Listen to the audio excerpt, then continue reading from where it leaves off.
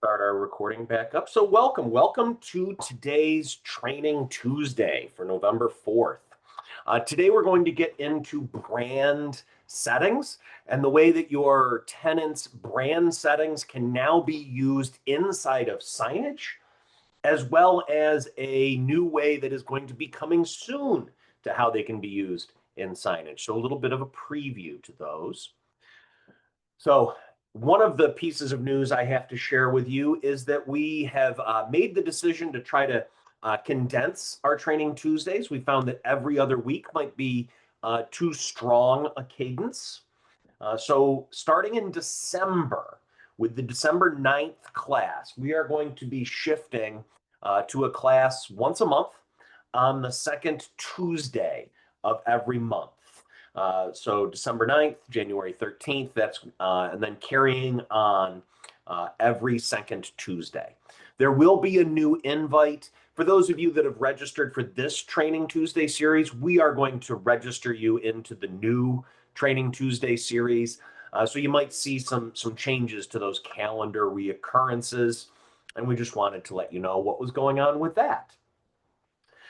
So upcoming sessions, our other November session, the 18th, is going to be about the Launchpad approval option, which is being added into the system, giving you the ability to designate an approval process for Launchpads.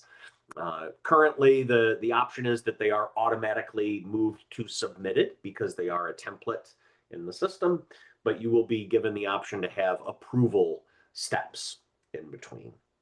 December, we'll talk about user roles and permission management. And then in January 13th, we're going to talk about another option that can be turned on in your system if you're interested, and that is for the media manager having an approval process. So some changes and enhancements to the system, giving you some more ways to monitor and have approvals for content. Today's topic, though, is going to be all about the brand settings and brand options. So if you're not aware, when I say brand settings, what I'm referring to, if you go into the settings page, there is this first section where you are able to brand your tenant with things like your colors, logos, and selecting fonts, global fonts. Now, these settings, up until recently, have only affected two of the three Corbett products that are in our system. So our mobile and web platform for employee communications and our desktop or in-view application have always used these branding controls. And now we've expanded their use into signage. So you are able to set your primary, secondary, tertiary colors. You are able to set your logos in the system. And then you will be able to reference those values from within the builder tool. So right now you see the default kind of stock values. I'll let you know if you're not happy with the logos that are in your tenant. You can always remove them and then save with just it removed, and it will return to these default values.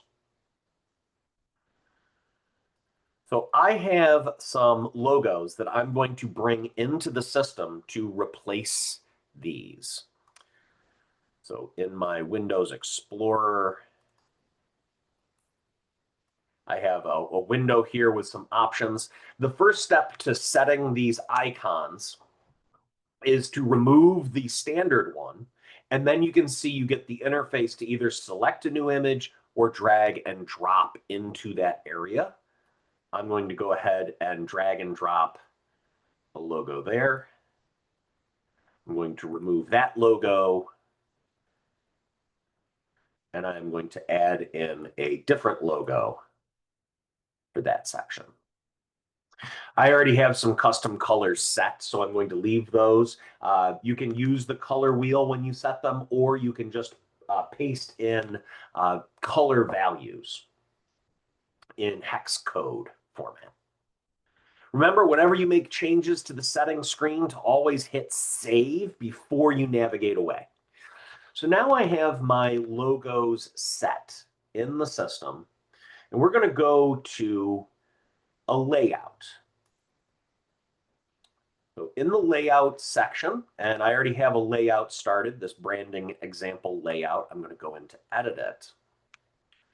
And now, when you add an image file to a design,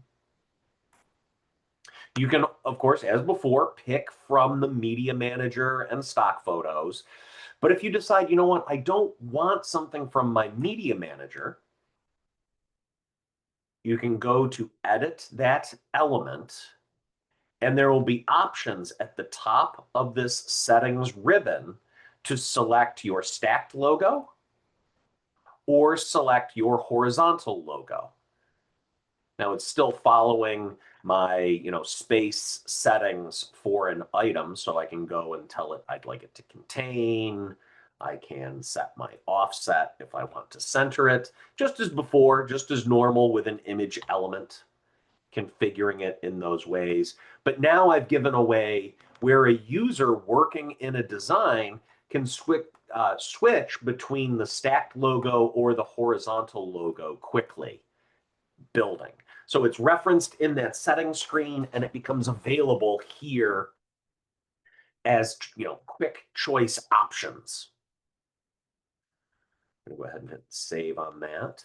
When it comes to your colors, they become available in spaces where there are color choices.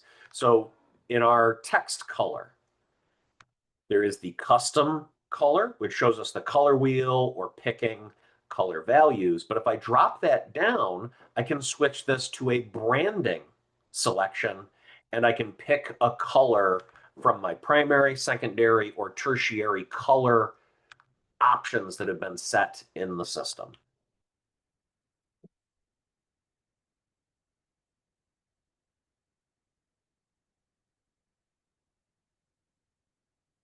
So that color is there and quickly accessible and doesn't have to be added back in again and again. These options can also be applied into Launchpad templates. So if we were actually building a Launchpad template, we went to our predefined area where you can build those template designs. Within an image element, in its properties and attributes where you tell it that is templated, I can select brand setting as well by checking that box and publishing my change out. Now, when that Launchpad gets used, there will be an option at the top to switch between the two different logo files that have been added into the system.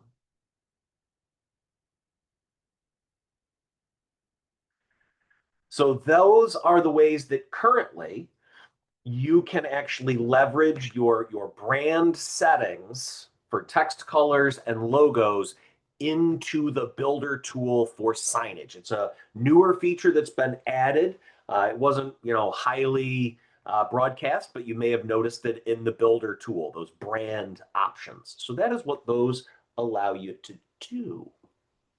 Again, there's another way that they're going to start being used. Before I get into that, though, I do want to ask what questions you have about using these brand controls inside of Signage.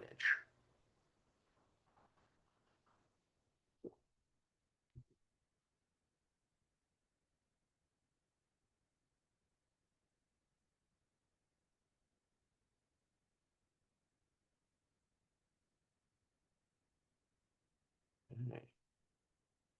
Not seeing any questions come in. Not seeing any hand raises or chats coming through. So the other way that these are going to start being used is for our predefined web templates. So any of the templates that you build in Corbett, they can be used as launch pads. They can also be used through a web form. If you're not familiar with that, it is a way for people to submit content into your tenant to be published when they're not even Corbett users. So these predefined web forms, we've always given the ability to change the look of this page if you're familiar with CSS code. So in the settings for your tenant, if you go to the predefined layouts, you've been able to adjust the actual CSS code that's used to render this page.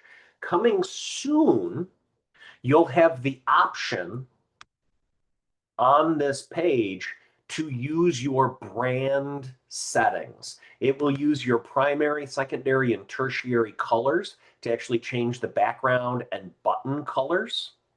And it will use your logo file at the top of the screen. So if your users are going to and using a predefined web form submission, you will be able to have it branded as your web form submission, potentially reducing, your users' confusion about the website that they are on.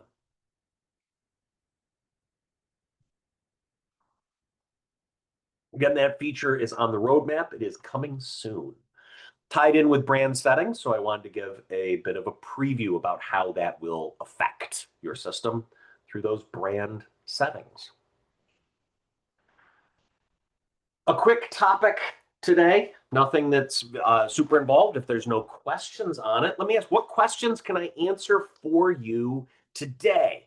Either about these brand settings, or perhaps you're coming to this session today hoping to be able to get clarification on a different question or a different topic.